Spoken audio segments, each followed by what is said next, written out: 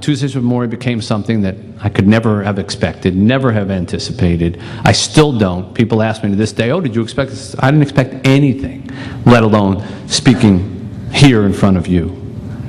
But I began to have a different problem in the year or so that followed.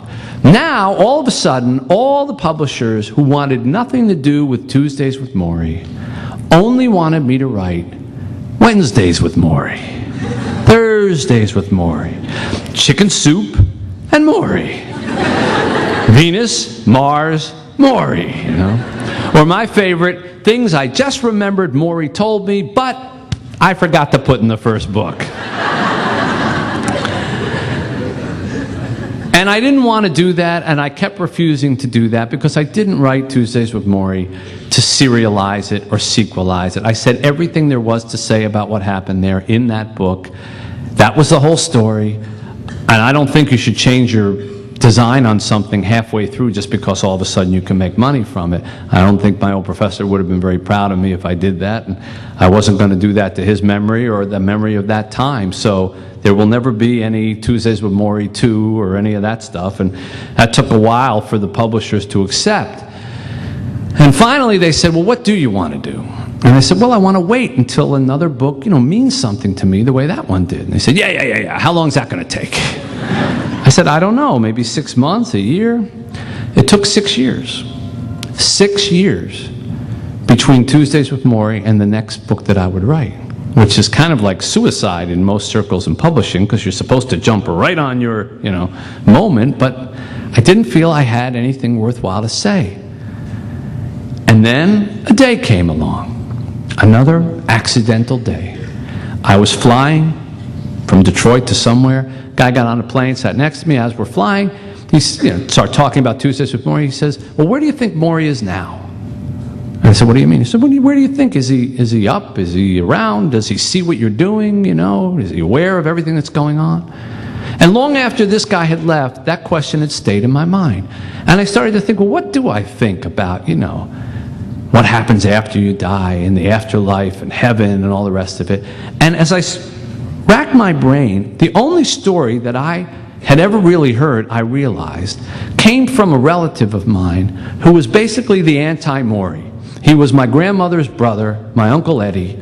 Unlike Morrie's educated, erudite self, Eddie got to 8th grade and found it too challenging. That was the end of education for him. He fought in World War II. He fought over in the Philippines. He came back. He got a blue-collar job, a series of blue-collar jobs. One of his jobs was cleaning spittoons in a bar.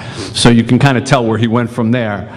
But he was a tough, Popeye-like figure, big, broad-chested guy, lots of muscles, tattoos, that kind of guy who would wear those beater T-shirts all day long, but then he would tuck them in at dinner time so it became formal wear, And he used always to say hello to you by hitting you, like, how you doing, buddy boy? Everything, boom.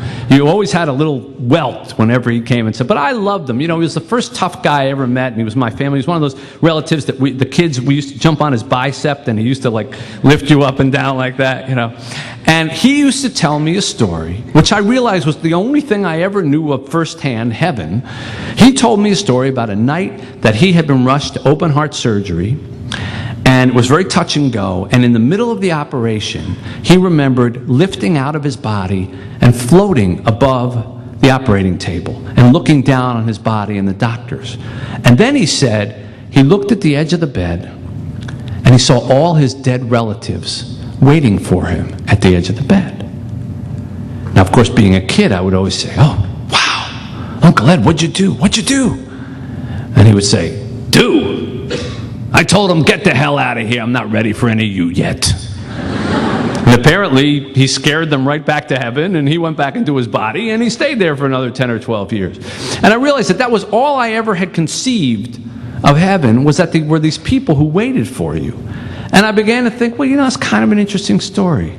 And my uncle had lived a kind of sad life, feeling that he never mattered. He used to say to me all the time, I'm a nobody, I'm a nothing, I never been nowhere, never done nothing. And I always felt badly that I couldn't talk him out of that, because to me he was a great guy, so how could he be a nobody or nothing? And I ended up writing a story about an 83-year-old man, like my uncle, broad-chested, World War II vet like my uncle, whose name was Eddie, like my uncle, who had a blue-collar job like my uncle, and who dies at his job as an amusement park worker trying to save